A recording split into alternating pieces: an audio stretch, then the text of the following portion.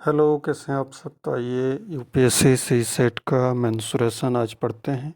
हर competitive exam के लिए objective question पढ़ाए जाते हैं इस चैनल पे। तो अगर आप किसी भी कम्पिटिटिव एग्जाम की तैयारी करते हैं तो ये चैनल आपके लिए है। तो आइए शुरू करते हैं। First question, a village having population of 4000 require 150 litres of water per head per day. It has a tank measuring 20 meter into 15 meter into 6 meter. The water of this tank will last for. ये water कितने दिन तक चलेंगे? सी set 2011 में आया था। Option है 2 days, 3 days, 4 days and 5 days. तो आओ इसको सॉल्व करके देखते हैं। हाँ, तो फर्स्ट क्वेश्चन है, ए विलेज हैविंग पॉपुलेशन 4000 और पर लीटर कितना, पर हेड कितना चाहिए? 150 लीटर। तो टोटल कितना चाहिए पर हेड है?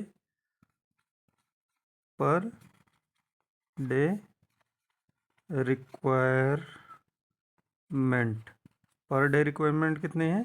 4000 इंटू 150 लीटर। तो कितना हो जाएगा? 15 चौका 60 और 4 जीरो, 1 2 3 4। ठीक, तो 6 लाख लीटर पर डे पानी चाहिए। अब उनकी जो टैंक है उसका वॉल्यूम कितना है? वॉल्यूम ऑफ टैंक कितना है? 20 मीटर इंटू 15 इंटू 6 मीटर। ठीक, अब इसको हम पहले मीटर को सेंटीमीटर में कन्वर्ट कर लेते हैं। तो कितना हो जाएगा? सेंटीमीटर में कन्वर्ट करने के लिए क्या करना पड़ेगा? 1 मीटर में 100 सेंटीमीटर होता है, इसलिए 20 मीटर में कितना हो जाएगा? 2000 मतलब। और वॉल्यूम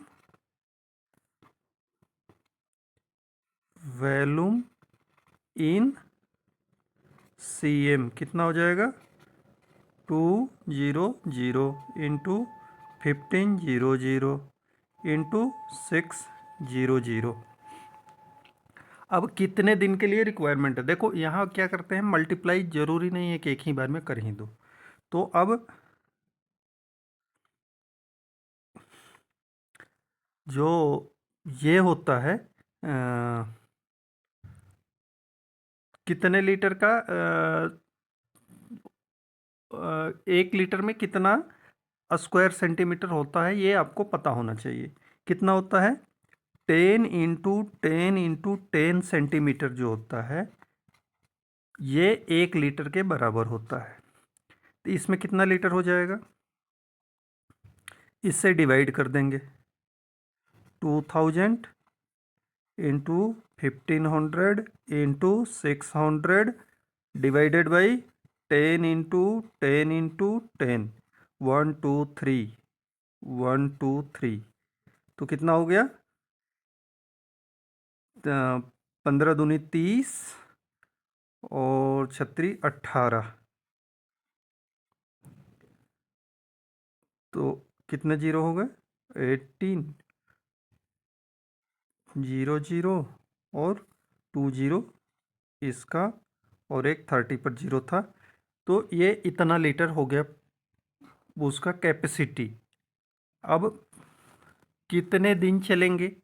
तो इसमें इसको डिवाइड कर देंगे, इसलिए डे इक्वल टू क्या हो जाएगा? 800000 डिवाइडेड बाई 600000। दोनों में 5 टाइम्स जीरो है तो ये जीरो ख़त्म हो जाएंगे, और 6 के टेबल में 3 टाइम में ये आता है। मीन्स 3 डेज के लिए पानी जो है वो सफिशियंट है। ये क्वेश्चन कब आया था? ये 2011 में आया है। ठीक, question number 2, consider the following figure and answer the item that follows of a square is divided into 4 rectangle as shown. Figure बनाया हुआ है बोर्ड पर। above the length of the side of rectangle are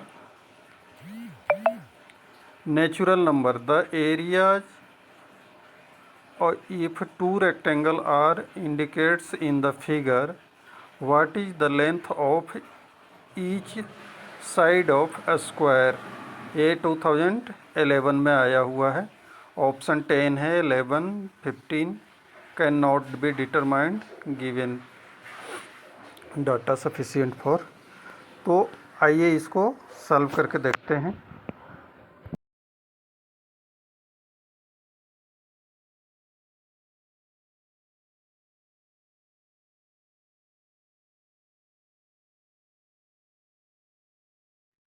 देखो इसमें क्या है, दो rectangle का हमें शेप दिया हुआ है, ये 15 है और ये 48। तो रेक्टेंगल का area equal to area of rectangle क्या होता है?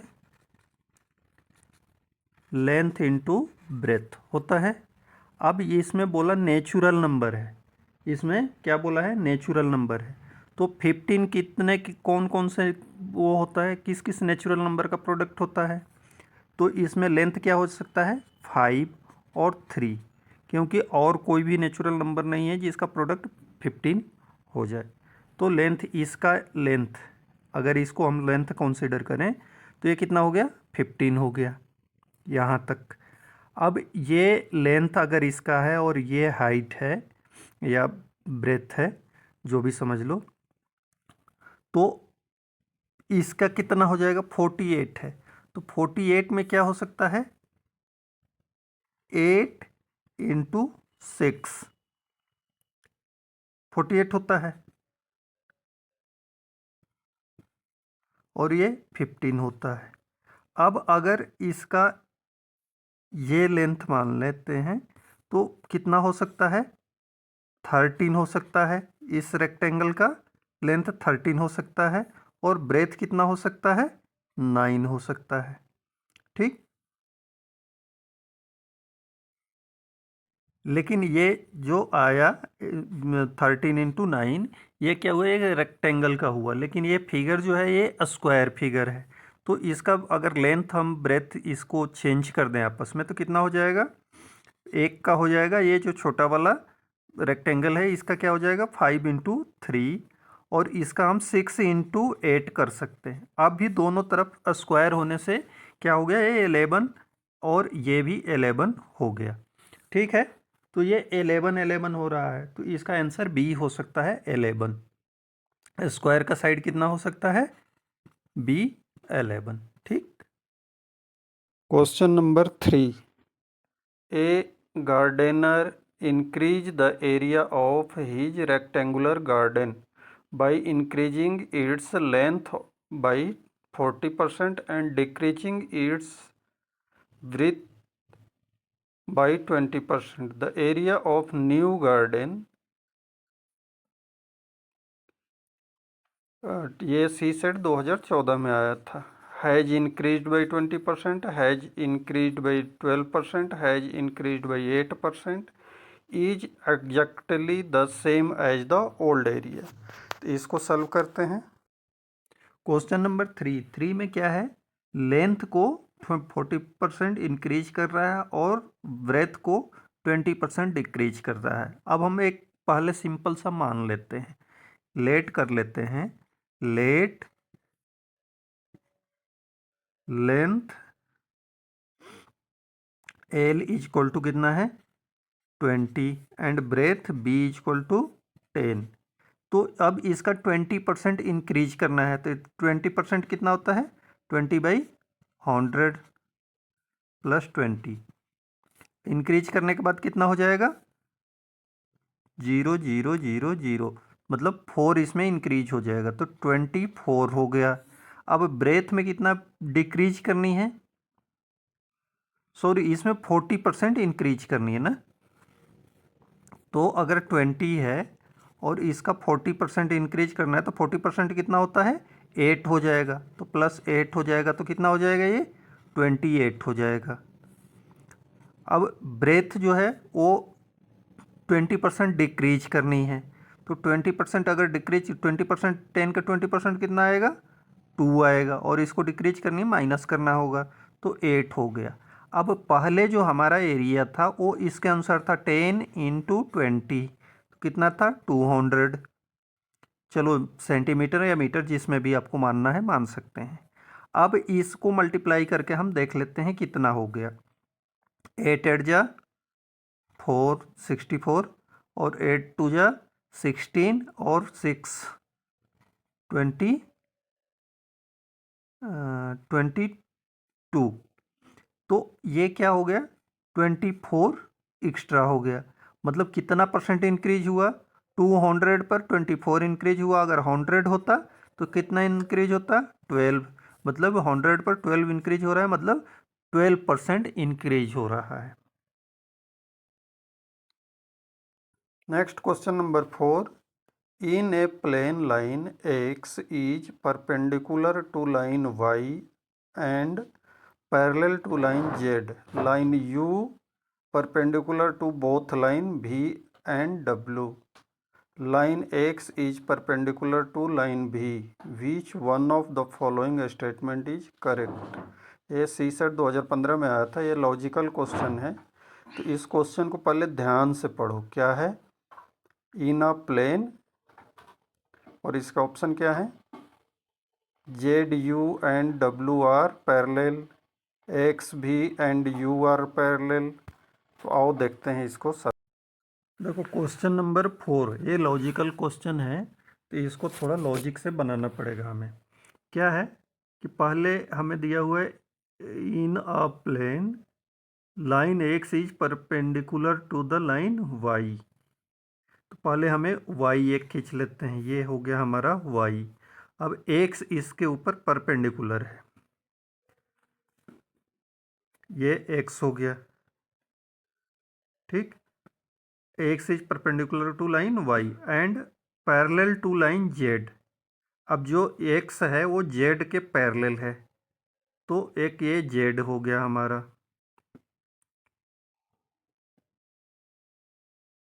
Line u is perpendicular to the both line v and डब्लू। लाइन कौन सा है लाइन यू, एक ये भी हो गया और ये डब्लू हो गया। इसके ऊपर कौन सा परपेंडिकुलर है भी परपेंडिकुलर है, भी नहीं, ये क्या है u is perpendicular to the both line v and w, तो ये u हो गया।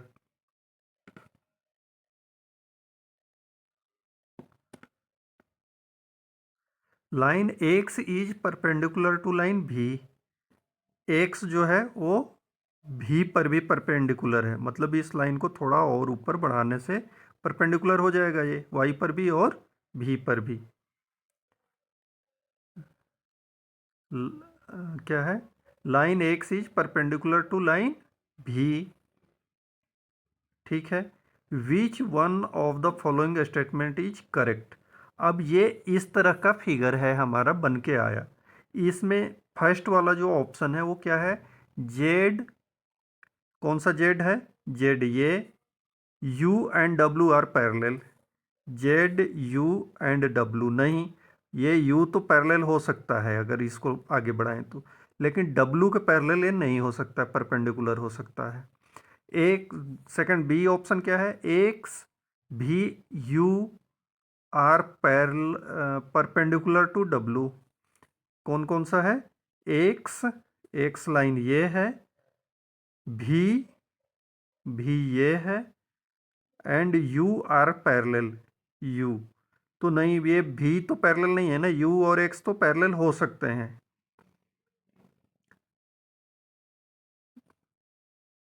और नेक्स्ट डी जो ऑप्शन है वाई भी एंड डब्ल्यू आर पैरेलल, वाई लाइन ये है, भी एंड डब्ल्यू आर पैरेलल, बिल्कुल ये पैरेलल होंगे, तो ये हमारा ऑप्शन डी सही है।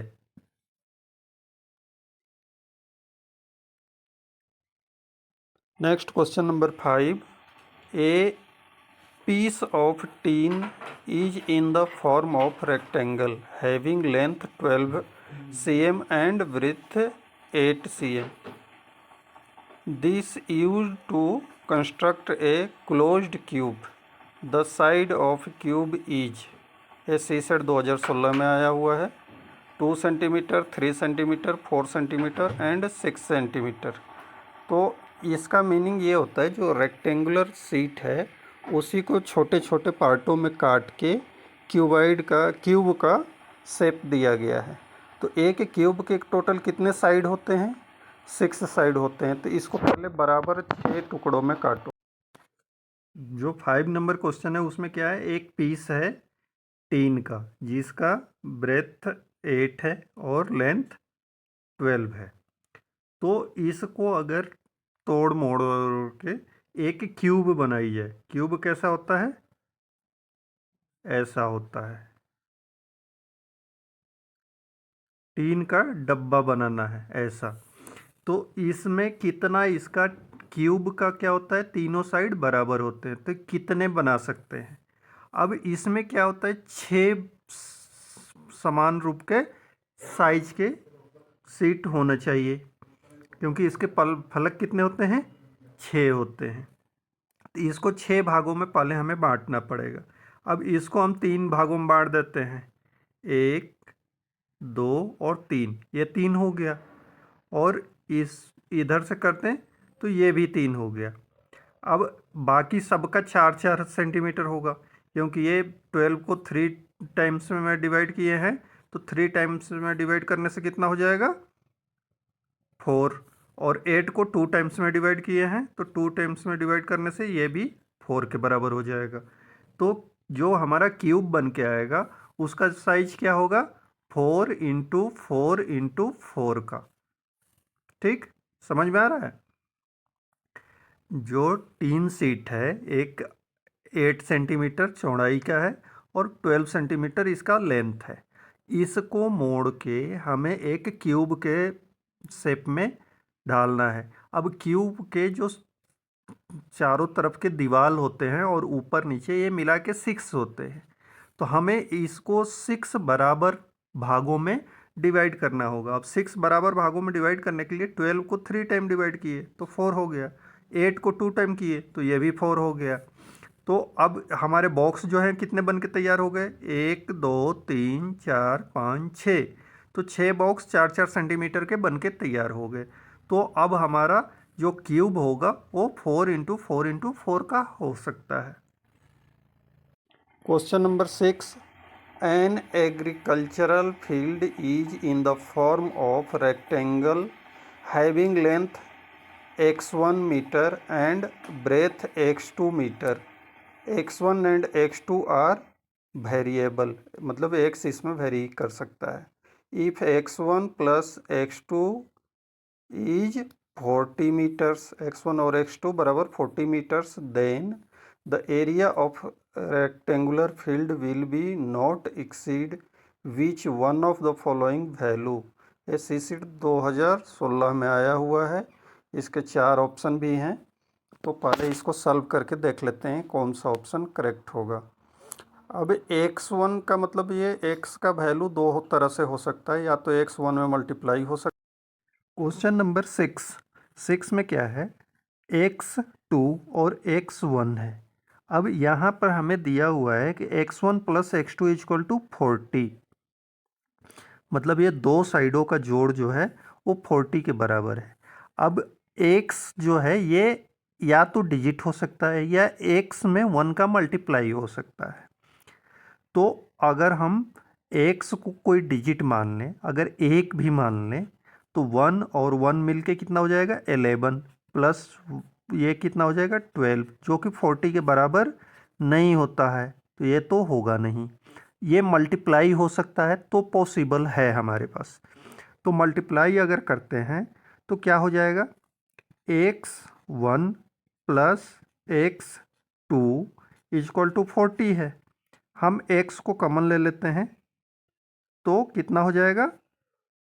1 प्लस 2 इक्वल टू 40 और x इक्वल टू 40/3। ये इतना हो सकता है। जब x इक्वल टू 40/3 हो गया तो ये 1x इक्वल टू क्या हो जाएगा? 40/3 और 2x x2 या 2x इक्वल टू क्या हो जाएगा? 80/3। 3, तो इसका एरिया निकालना था तो हमें मल्टीप्लाई करना पड़ेगा, दोनों को आपस में मल्टीप्लाई कर दिया तो कितना होगा 8 4 जा 32 पर 00 और 3 3 जा 9। अब 9 से इसको डिवाइड करेंगे तो 3 टाइम्स में 27 होता है। कितना बच गया 5, तो 9 5 45, 5 बार में गया। फिर कितना बच गया हमारा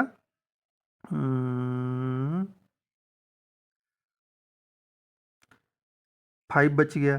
5 पर एक बार 0 तो फिर एक बार 5, मतलब ये 355 पॉइंट में कुछ और आएगा। ठीक है, आगे जो आएगा वो छोड़ दो अभी, तो पॉइंट में भी 5 ही आएगा। तो ये हमारा कितना आ गया एरिया इसका 355.5 यूनिट स्क्वायर यूनिट। ठीक है, तो ये किसके बराबर है, इसमें जो ऑप्शन दिया है क्या है, फील्ड विल नॉट एक्सीड विच तो वन ऑफ द फॉलोइंग। तो ये 400 स्क्वायर मीटर नहीं, 400 स्क्वायर मीटर से एक्सीड नहीं हो रहा है, ये करेक्ट है। 300 स्क्वायर मीटर, 300 स्क्वायर मीटर से अधिक है तो ये बी गलत है। 200 स्क्वायर मीटर ये भी गलत है, और 80 स्क्वायर मीटर ये भी गलत है। तो मतलब ये इसका आंसर क्या होगा, ए होगा 6 का। ठीक, समझ में आया। नेक्स्ट 7, आज का लास्ट क्वेश्चन है question number 7। A cylindrical overhead tank of radius 2 meter and height 7 meter is to be filled from an underground tank of size 5.5 into 4 into 6 meter. How much portion of the underground tank is still filled water after filling the overhead tank completely? ठीक, अगर जो overhead है मतलब ऊपर वाला है उसको अगर फिल पूरा कर देते हैं तो इसका कितना और बचा हुआ रह जाएगा। तो इसको निकालते हैं, दोनों का वैल्यूम पहले निकालना पड़ेगा, उसके बाद वैल्यूम को हम डिवाइड कर देंगे और फिर 1 से माइनस कर देंगे तो आ जाना चाहिए। देखो इसमें क्या है, एक सिलेंडर है, सिलेंडर कैसा होता है, ऐसा होता है, और इसके नीचे एक टैंक है। तो सिलेंडर का जो पैरामीटर है वो कैसा है, इसका radius r equal to 2 metre है और height h equal to 7 metre है। तो इसका पहले वैल्यूम निकाल लेते हैं, वैल्यूम ऑफ सिलेंडर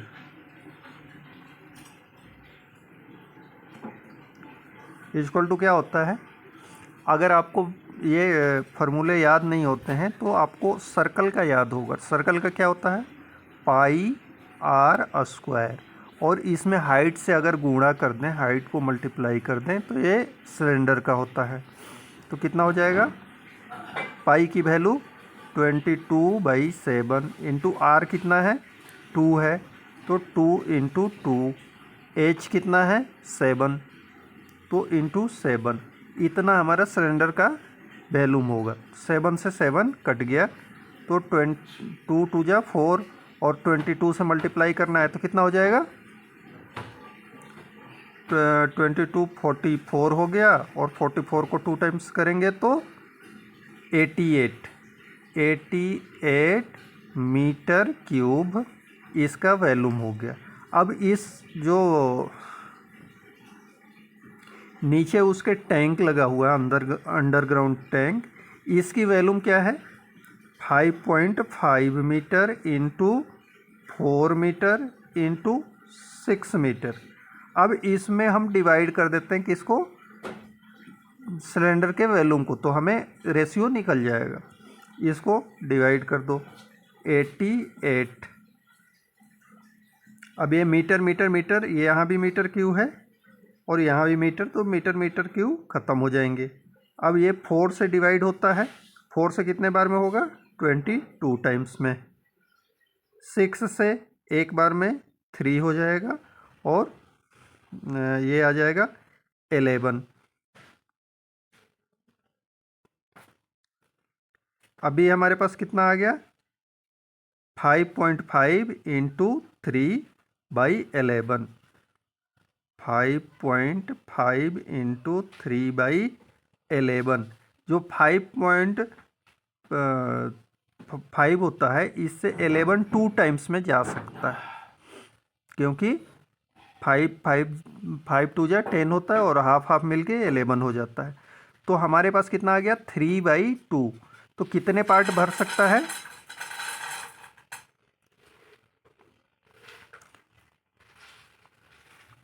3/2 पूरा भर सकता है। तो अब वो बोल रहा है कि overhead tank completely steel field. तो ये इसमें कितना खाली रह गया, हमसे पूछा क्या है कितना पार्ट खाली रह गया। तो हम क्या करेंगे टैंक का वॉल्यूम 1 माइनस 3/2 कर लेंगे। तो कितना आ जाएगा 2 माइनस